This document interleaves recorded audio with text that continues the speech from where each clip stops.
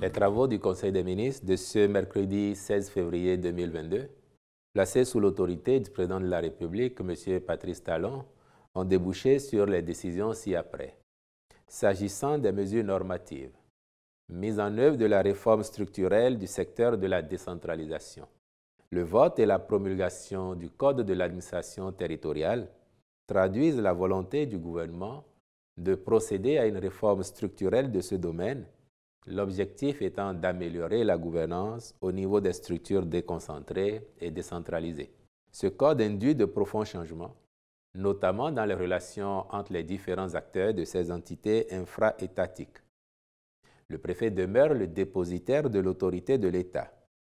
Cependant, ses relations avec les responsables des services déconcentrés, précédemment hiérarchiques, sont désormais fonctionnelles. Les services déconcentrés restent sous la hiérarchie de leurs ministres respectifs. Toutefois, le pouvoir hiérarchique du préfet se manifestera en cas de dysfonctionnement préjudiciable à la fourniture des services aux populations. Par ailleurs, dans l'exercice du contrôle de la légalité des actes des conseils communaux et des autorités communales, lorsque le préfet estime que ces actes sont contraires à la loi, il saisit le juge administratif qui en connaît du contentieux. S'il ne dispose plus du pouvoir d'annulation des dits actes, le préfet peut néanmoins les suspendre lorsqu'il y a un risque manifeste de trouble à l'ordre public. Dans la logique de ces réformes, il s'est avéré important d'actualiser les textes réglementaires régissant l'organisation de l'administration départementale ainsi que des organes administratifs de compétences départementales. C'est pourquoi le Conseil a marqué son accord pour l'adoption des décrets portant attribution du préfet, organisation et fonctionnement des départements, attribution, organisation et fonctionnement de la conférence administrative départementale, puis attribution, organisation et fonctionnement du conseil départemental de concertation et de coordination. En point 2, l'autorisation de collecte et de traitement de données par des systèmes de vidéoprotection. La mise en place de tels systèmes est destinée à assurer le renforcement des mesures visant la sécurité publique. Elle participe surtout de l'optimisation de la lutte contre le grand banditisme à travers la prévention, la recherche, la constatation ou la poursuite des infractions pénales, l'exécution des condamnations pénales ou des mesures de sûreté. Ceci doit se faire conformément aux prescriptions légales en veillant au respect scrupuleux de la vie privée des citoyens. Le gouvernement a donc requis l'avis favorable de l'autorité de protection des données à caractère personnel avant l'adoption du présent décret au terme duquel le champ de vision des systèmes de vidéoprotection ne couvre en aucun cas les lieux privés.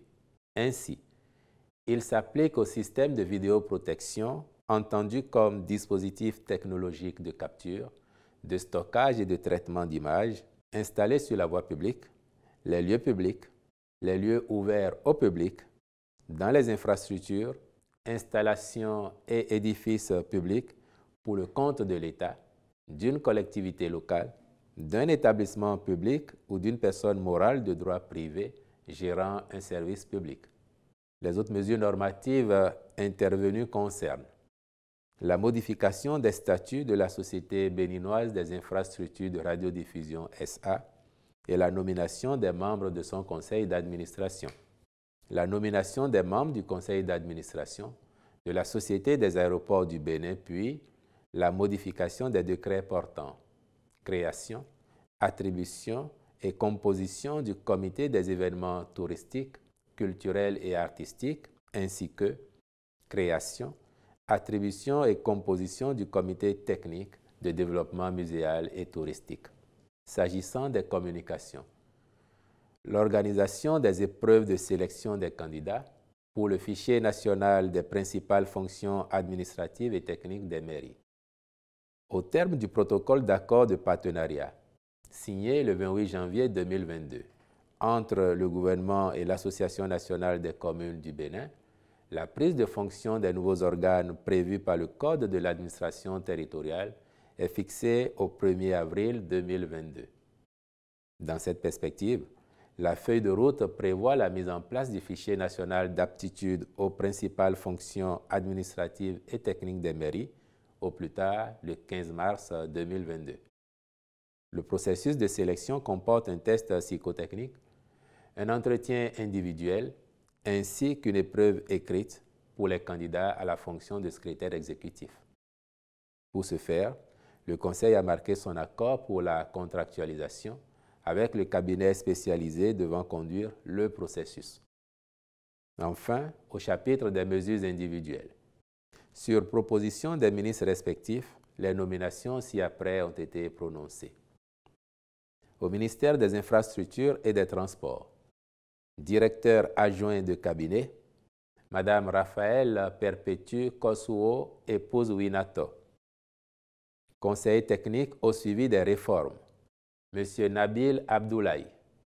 Directeur de la planification, de l'administration et des finances, Monsieur Herman Segbe Djedou. Directeur général des infrastructures de transport, Monsieur Omonlade Hodonu Sourou Jacques Ayadji. Directeur général du Centre national d'essais et de recherche des travaux publics, Monsieur Kassa Issifou Sambieni Mounou. Directeur général du bureau enquête accident, Monsieur Paul Bokpe Gongo. Au ministère de l'Énergie, directeur de cabinet, Monsieur Armand S. Raoul Dakeoun.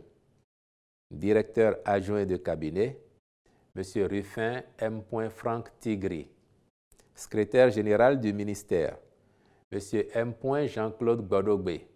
Conseiller technique à la stratégie énergétique, Monsieur Édouard Dahomey. Conseiller technique à la protection et à la sûreté des installations sensibles, Monsieur Jean-Baptiste Siméon Dossou. Conseiller technique chargé du suivi et de l'évaluation des performances des projets, Monsieur Amin Bitayo Kafo. Directeur de la planification, de l'administration et des finances, Monsieur Herman Zimé. Je vous remercie.